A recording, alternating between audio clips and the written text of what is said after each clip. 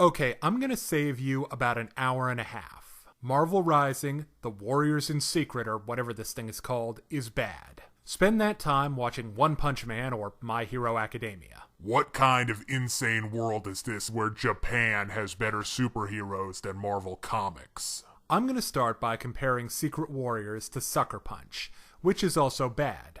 But that's a collapsed souffle crushed under the weight of its own ambitions. And it still delivers striking visuals. But Secret Warriors is a moist ham sandwich with a bag of chips. Failing to accomplish a modest ambition. Pathetic. The plot is basic. Oh, spoilers by the way. You see, evil Empire du jour, the Kree, are using that Terrigen wave to create an army of superhuman warriors, and now they're drafting select Inhumans into their war effort. Now, the plot's not terrible, and with an ensemble cast, it's best to keep things basic. But they bury the plot under a bajillion subplots.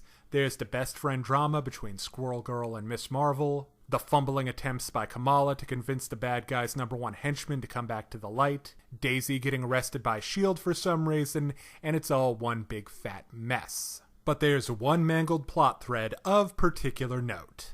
America Chavez. Not why she's involved so much, she has a pre-standing beef with the Kree, but just who she is. Apparently America is from another dimension, don't quote me on that, and she was transported to this one after the Kree and Inhumans destroyed her world. But she says my planet, which kind of implies she's from another planet, not another Earth. And in the flashback, her planet looks pretty darn alien. And then afterwards, America says of the Kree invasion, history loves to repeat itself, which makes her sound like a time traveler. Also, where does she get her powers from? At least the Inhumans have the Terrigen wave. Also, why does she need a motorcycle if she can fly? Wait, what? That's a valid question. And she's very brazen about breaking the laws of gravity in public. Now let's look at the emotional heart of the story, Miss Marvel and Squirrel Girl. This gets the closest to working, mostly because it has a lot of groundwork laid in both Secret Warriors itself and the Marvel Rising webisodes. When the two are driven apart by Kree machinations, it at least feels like a big deal. And it makes sense that Squirrel Girl would go to a lot of effort to save Kamala when she gets kidnapped. But unlike a space marine, having two hearts does not make Secret Warriors any stronger. The tertiary organ in question is Pyro Boy Dante. Why, that's the most pretentious reference to Renaissance literature I've heard today. He ties into the theme of the movie, namely, be yourself, which is a fine message and all, but it gets lost in the analogy, because the dude literally shoots fire from his hands. Self-mastery and discipline are more valid lessons in this particular case. Just watch The Deserter again and you'll see what I mean. Okay, now let's look at the art and animation.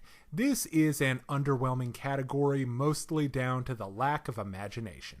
The main characters fare the best. Everyone's superhero costume is passable. And I like the Disney cuteness that informs on Squirrel Girl's animal companion, also Lockjaw. But the environments, from the streets of New York to the Kree ship, all look like the only art notes on them were City Street or Spaceship.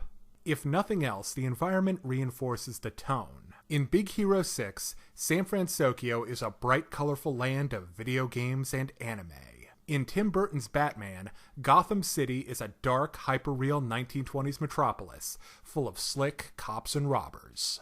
In Kill la Kill, everything about the world is completely bonkers, but the world of Secret Warriors is flat and generic. Finally, let's look at what this movie was meant to do. I'm sure you're aware of both the new Captain Marvel movie and the presence of a lot of these new faces in Marvel Comics. Secret Warriors is an attempt to introduce them to us, and unfortunately it doesn't do a good enough job. They tell me Captain Marvel is awesome, but I just don't feel like I saw it. They're making good moves with Miss Marvel. Dorky fangirl is a personality at least, so definitely lean into that. Also, including Lockjaw was a good move. He's great for the characters to interact with, and he's visually impressive. He also reminds me of when the Inhumans weren't X-Men knockoffs.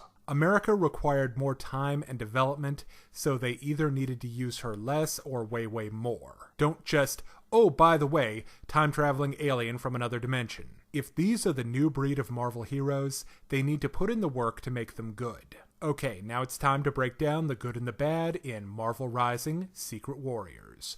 On the good side, the scenes with Squirrel Girl and Miss Marvel were impactful. Lockjaw helps the team be relatable, and the concept behind the plot isn't too complicated. On the other hand, there are too many subplots, too many characters, and a lack of tone and vision in the overall art design, and unfortunately that really damages the experience.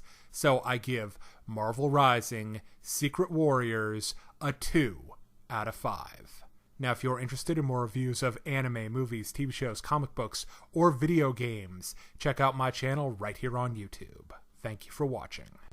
Hey kids, today's show is brought to you by the letter 4 and the number potato! I'm a stupid private.